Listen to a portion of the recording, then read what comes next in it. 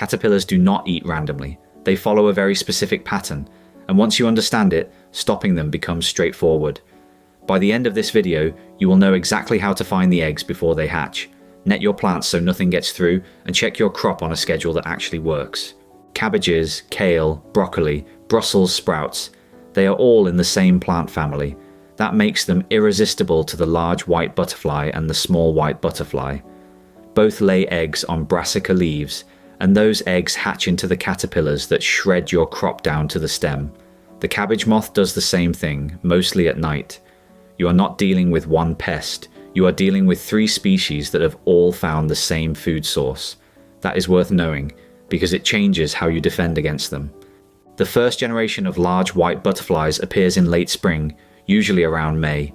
They lay eggs, those hatch, feed, pupate, and produce a second generation by late July or August.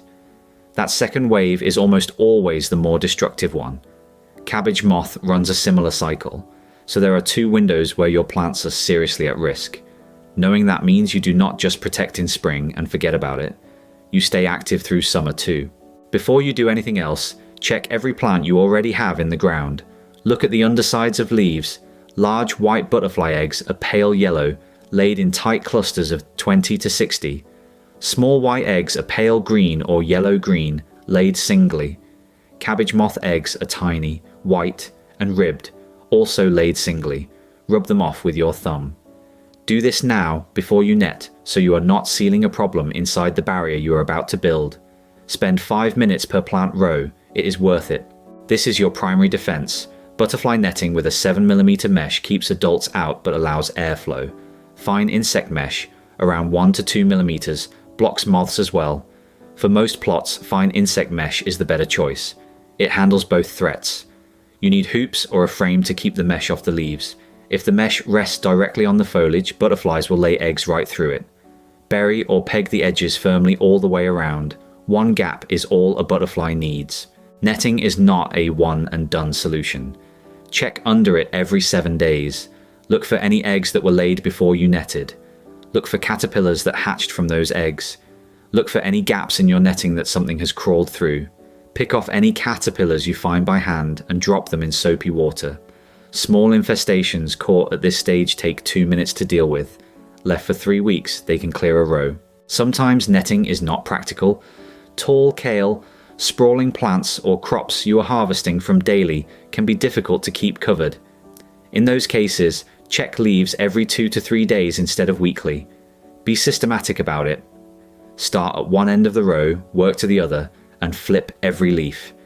If you find caterpillars, a spray of Bacillus thuringiensis, often labeled as B, kills the larvae without harming other insects.